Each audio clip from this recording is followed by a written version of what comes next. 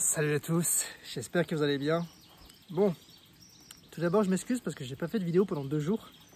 Alors j'avais prévenu que sur la partie à Burgos, j'en ferai pas parce que c'est une trop grosse ville et que j'ai pas pu trouver d'endroit pour en faire. Je voulais pas en faire dans ma chambre, je voulais vous offrir un minimum de paysages. Burgos, pour ceux qui connaissent pas, c'est l'ancienne capitale du royaume de Castille. Là, la région où je suis actuellement, c'est Castille et Léon. C'était la capitale jusqu'à la reconquête, la Reconquista en 1492 qui s'est achevée avec la prise de Grenade. Et donc ensuite c'est une ville dont l'influence a décliné. Donc c'est une très belle ville avec une très belle cathédrale. Mais moi j'ai tendance à trouver que les villes espagnoles sont très moches. Donc ça tombe bien, j'ai pas d'espagnol qui regarde mes vidéos, donc je peux dire ce que je veux.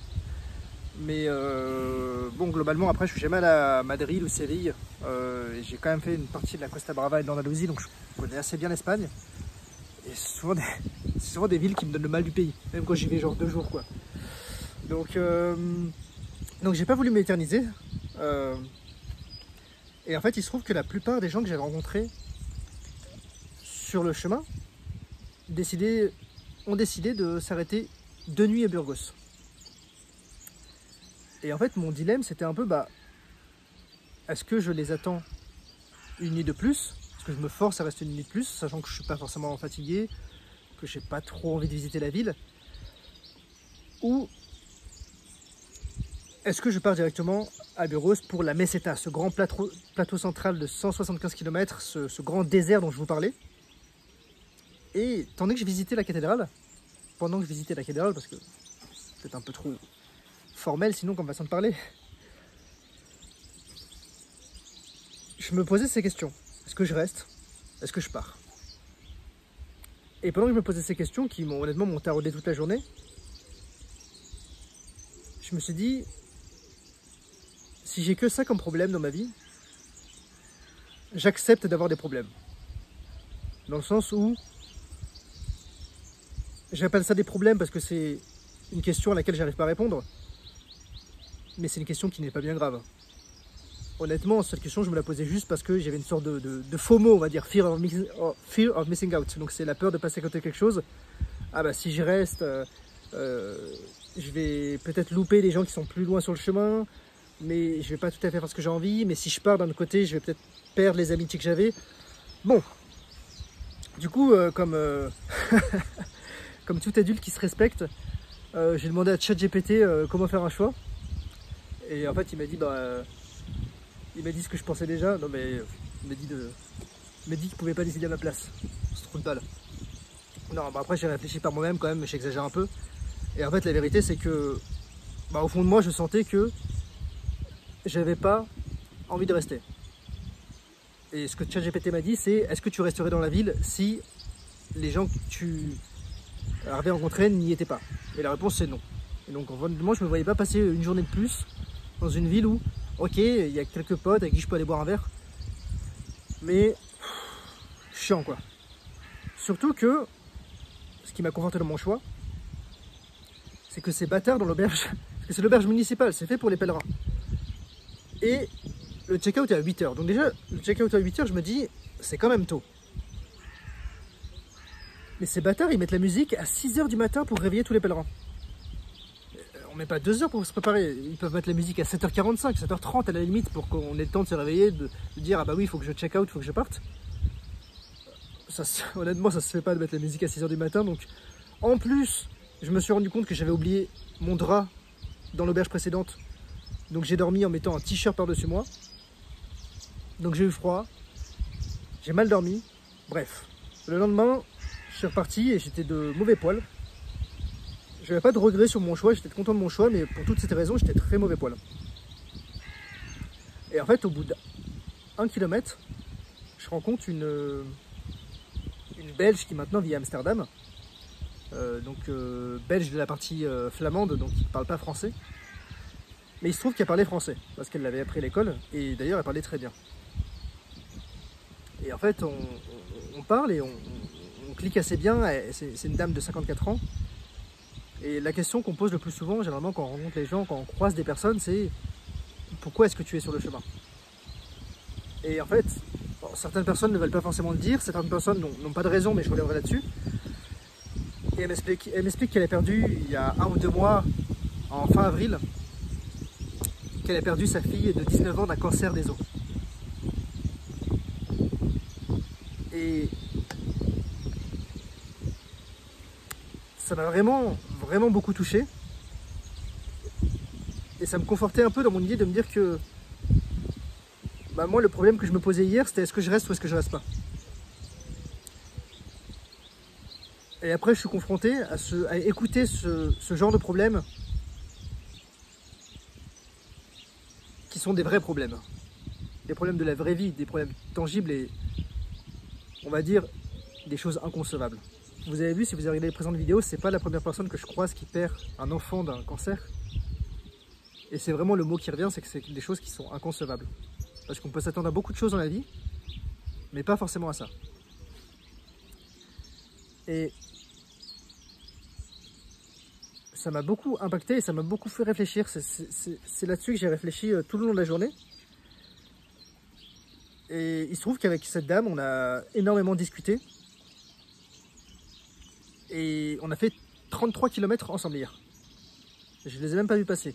Malgré le fait qu'il faisait 31-32 degrés, on s'est un peu raconté nos vies. Voilà, bon, c'est un peu comme ça que ça marche. C'est ce que veut l'esprit du chemin. Et je suis arrivé dans un village magnifique qui s'appelait Ontanas. C'est pas une des étapes officielles, c'est-à-dire que c'est un peu après les grandes étapes. Et j'ai bien fait de m'y arrêter parce que non seulement il y avait une piscine, donc je suis rentré dedans, j'étais en hypothermie directe, ça c'était top. Et en fait, bon, moi qui ne suis pas forcément très religieux, il y a quand même une atmosphère très puissante sur le chemin. C'est quand même un chemin religieux de base avant d'être un chemin spirituel. Même si évidemment je le fais plus pour des raisons spirituelles. Et je le fais surtout pas pour des raisons sportives. Je dis ça parce que j'ai rencontré des gens qui le faisaient pour des raisons sportives et bon, il vaut peut-être mieux faire le tour du Mont Blanc ou autre chose. Je le fais pour des raisons spirituelles et pourtant j'ai quand même ressenti le besoin de passer par l'église parce qu'il y a des églises dans tous les villages et que aussi on a du temps. Et de prier, mais plutôt prier ma façon, pas forcément de prier en Dieu, en Jésus, parce que on va dire que j'ai ma façon de voir les choses. Je pense qu'il y a quelque chose de plus grand, quelque chose qui nous dépasse. Bon, il y a certains qui l'appellent Dieu, il y en a certains qui pensent que c'est les pierres qu'on met sous les oreillers, il y en a qui pensent que c'est l'astrologie. Chacun a son Dieu, je pense, et c'est quelque chose qui nous dépasse en tout cas. Bon, et toujours est-il que je ressentais le besoin d'extérioriser parce que j'avais absorbé beaucoup de douleur, beaucoup de peine. Et de prier pour cette dame et pour sa fille, pour mes amis, pour ma famille. En fait, quand j'étais plus jeune, moi, ma grand-mère, elle m'emmenait à la cathédrale de Chartres pour prier notamment, pour allumer un cierge. Mais bon, moi, je ne savais pas prier. Hein. Enfin, je ne savais pas ce qu'il fallait faire en tout cas. Donc on allumait le cierge et voilà, elle me disait de prier. Et généralement, quand je priais, ou en tout cas les rares fois où je l'ai fait, bah, j'avais plutôt tendance à prier pour moi. C'est-à-dire, je prie pour que je puisse trouver la bonne voie, pour que je puisse être heureux dans la vie, pour que je puisse trouver ce que je veux réussir à faire. Et je me suis fait la réflexion que c'était la première fois que je donnais vraiment des pensées, toute ma pensée, aux autres, à des gens que soit j'avais rencontrés récemment, comme c'était le cas, mais aussi à mes proches, à mes amis, à ma famille. Et c'est très agréable parce que c'est un peu quelque chose que j'ai découvert, du coup, sur cette journée, et que je n'avais pas forcément soupçonné. Et puis après, je me suis fait masser les pieds devant l'église. Parce qu'il se trouve qu'il y avait des volontaires qui restaient là 3 mois par an. Donc c'est vraiment un petit village, je ne sais pas si vous imaginez, un village de 100 personnes où il y a des volontaires qui restent 3 mois par an pour rendre service aux pèlerins, et notamment leur offrant des massages des pieds. Et franchement, c'était le bienvenu. Et ensuite, j'ai fini la journée assez tranquillement. On a partagé une immense paella avec tous les pèlerins, mais quand je dis immense, c'était vraiment un truc de salopard, quoi, peut-être de 800 km de diamètre. Et j'ai fini la journée en discutant avec un Italien et une Allemande. Ce qui m'a notamment choqué chez cet Italien, bon, il y avait un peu la barrière de la langue, mais toutes les réflexions dont il me faisait part, et je le dis à un moment, je lui ai dit, c'est marrant, je sais que ça fait un peu cheesy, un peu con de le dire comme ça, mais j'ai l'impression de parler à un miroir. Et c'est ce que je disais il y a quelques jours, c'est que c'est ça qui est rassurant dans le Camino, c'est pas le fait qu'on s'attende à trouver une réponse, c'est le fait qu'on se rende compte que certaines questions qu'on se pose, ben, on n'est pas les seuls à se les poser, on n'est pas tout seul dans la merde. Et je me souviens, j'avais un ami, c'était Johan, qui me disait « Ah, je me pose pas autant de questions que toi. » Et je pense pas que ça soit bon ou mal.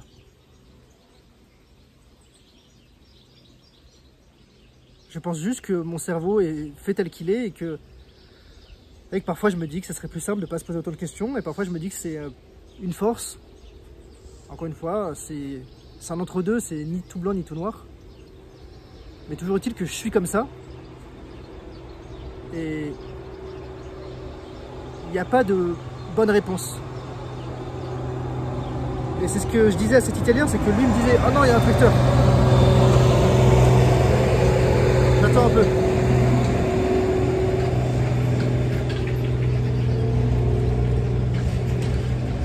Bon, c'est ce que je disais à cet Italien, c'est que il me disait, lui, sa mère, elle est un peu toute simple, elle a vraiment sa petite vie, etc. Mais elle est toujours heureuse. Il me dit, mais moi j'aimerais bien être un peu comme ça, ne me poser moins de questions, etc. Et je lui dis, bah, le fait est, c'est que tu te poses des questions et tu te poseras des questions toute ta vie. Donc il faut que tu apprennes à composer avec ça. Et s'il y avait un livre, s'il y avait une méthode toute faite pour être heureux ou heureuse, bah, il aurait déjà été écrit. On aurait la réponse au bonheur. Mais en fait, ça n'existe pas. Chacun doit le trouver à sa manière. Moi, c'est en me posant beaucoup de questions. En tout cas, c'est en essayant d'y répondre. Et c'est en ça que ce chemin est très agréable.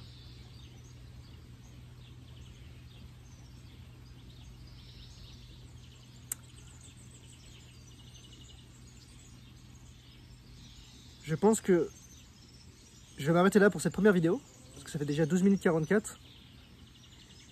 Mais que je vais enchaîner en y faisant une seconde pour me rattraper sur celle d'hier, parce que ce dont je vous ai parlé, c'était la journée d'hier, et je vais enchaîner sur la journée d'aujourd'hui. Peut-être poster 2 vidéos d'un coup, ou je la posterai le lendemain, je verrai. En tout cas, je vous dis à bientôt, je vous remercie de m'avoir écouté. C'était Mathieu, à la prochaine. Ciao, ciao.